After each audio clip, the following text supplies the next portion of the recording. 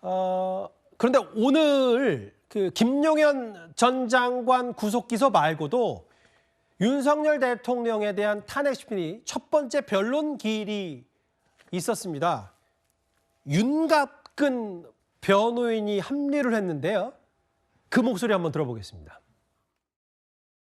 오늘 첫 변론 준비기일 마치셨는데 하실 말씀 있으실까요? 그야말로 오늘은 그냥 준비기일이니까요. 저희들이 송달이 적법하게 되지 않은 상태에서 다 준비를 하지 못하고 나와서 다음 기일에 자세하게 저희들이 대응하도록 그렇게 하겠습니다. 송달이 헌법재판에서 형사소송법이 준용되도록 돼 있고 거기에 부족한 부분이 민사소송 규정이 돼 있는데 각 그 규정을 아무리 검토해봐도 지금의 송달이 적법하게 됐다고 해석할 여지가 전혀 없습니다. 윤 대통령 직접 출석하실 의향 있으실까요? 탄핵 심판에는 적정한 시기에 직접 나오셔서 본인이 말씀하실 겁니다. 이 연기 신청하시면서 내신 다른 서류 같은 것들도 있을까요? 없습니다. 연기 신청서뿐입니다. 윤 대통령은 이제 1차 변론 준비기일을 불과 5시간 앞두고 변호사 선임계를 냈고요. 지금 윤갑근 변호사가 누구냐면 윤 대통령이 대구 고검에 좌천될 당시 대구 고검장을 지냈던 그 대통령과의 그런 인연이 있는 윤갑근 변호사입니다. 근데 이준우 의원님, 오늘 윤 대통령 측의 얘기는 윤 대통령의 탄핵 심판이 제일 먼저 진행되는 근거가 있냐. 충분한 인력이 확보 안 됐다. 이런 얘기를 했어요. 네. 재판에서 사건 심리는요, 선입, 선출이 원칙입니다. 그 원칙을 그냥 확인하는 차원이라고 말할 수 있고요. 이 원칙에 대해서는 헌재에서 판단을 받아야겠죠. 헌재에서 선입, 선출을 깨는 지금 민주당에서 탄핵을 많이 해서 헌재에서 10개 가까운 탄핵 소추안이 쌓여 있는데 그거보다 먼저 해야 되는 그 사유에 대해서는 헌재한테 공식적인 입장을 듣고자 한다. 이렇게 볼 수 있는데 물론 아마도 예측을 한다면 더 중요한 사안이기 때문에 순서를 바꾼다. 이렇게 아마 설명할 것 같긴 합니다. 하지만 재판에 들어가면요. 하나하나 다 따져서 법적인 다툼하는 게 원래 재판장의 모습이기 때문에 저런 것 자체가 문제가 된다고 볼 수 없을 것 같고요. 예. 또 하나 법적 다툼을 하다 보면 이런 내용이 있습니다.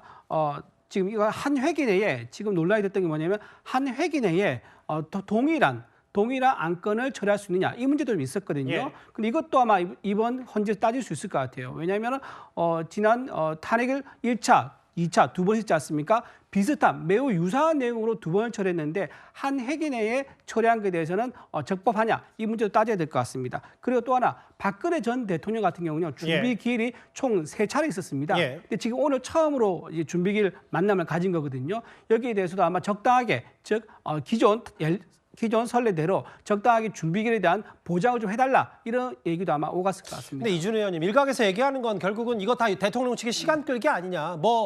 이게 옳든 그르든 어쨌든 탄핵 심판이라는 게 차분히 진행돼야 되지만 처음부터 이렇게 무대응, 여러 가지 일관하는 건 잘못된 거 아니냐는 비판은 어떻게 받아들이시겠어요? 노무현 전 대통령 같은 경우는요. 탄핵 당하고 나서 18일 후에 첫 변론기일이 열렸거든요. 근데 지금은 굉장히 속도 좀 빠릅니다. 그래서 자료 제출하지 않은 거에 대해서 여기에 대해서는 한 열흘 정도 조금 늦었는데 여기에 대해서 늦었다고 말하기 좀 어렵지 않겠느냐. 또 더군다나 이재명 대표 같은 경우 우리가 많이 봤지 않습니까? 예. 재판에 나가지 않는다거나 수사에 참여하지 않는다거나 수사 조서에 사인도 안 하고 단식하면서 수사와 재판을 다 늘려왔었는데 거기에서 몇 년씩 늘렸는데 지금 열흘 정도 늦은 거에 대해서 그걸 재판 지연이다라고 말한 건 좀 무리 같다 생각합니다. 오늘 처음으로 이제 윤 대통령 변호인단이 공개가 됐는데 장 변호사님 보니까 서울대 79학번들 혹은 검찰 시절 인맥들이 이제 변호인단에 합류를 했더라고요. 그렇죠.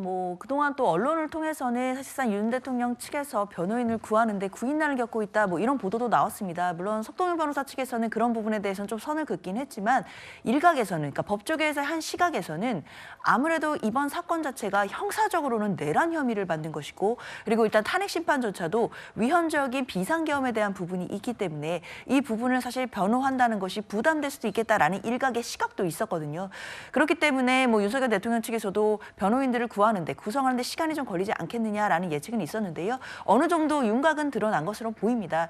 특히나 일단 개인적인 친분이 있는 분들로 당연히 구성하는 거는 이해가 됩니다. 당연히 이런 상황일수록 그리고 이런 엄중한 혐의를 받는 사건일수록 의뢰인 입장에서는 변호인과의 어떤 신뢰관계가 굉장히 중요하기 때문에요. 개인적으로 알고 있었던 분들에 대해서 변호인 선임하는 것 예상 가능한 범위인 것 같고 특히 검찰 출신들도 지금 많이 있고 뿐만 아니라 이렇게 동기라든지 이런 분들 분들도 지금 계시기 때문에 관련해서 또 어떤 변론을 펼칠지는 계속 지켜봐야겠지만 중요한 것은 예. 대통령이 담화에서 말씀하셨잖아요. 법적으로 정치적으로 책임을 회피하지 않는다 말씀하셨고 그 말씀에 대해서 행동으로 보여주시기를 국민들이 기대하시고 계실 겁니다. 따라서 탄핵 절차이던 수사기관의 수사 절차이던 예. 대통령으로서 책임 있게 또 임하시는 모습을 국민들께 보여드려야 되는 거 아닌가 생각됩니다. 특집 뉴스톱 10은 여기까지입니다. 원래 저희가 10가지 주제를 전해드렸어야 되는데 여러 속보 관계 때문에 이제 2가지 주제를 미처 전해드리지 못한 점 그리고 여러분들의 소중한 댓글도 오늘은 차분히 준비해서 전해드리지 못한 점도 여러분들의 양해를 좀 부탁드리겠습니다.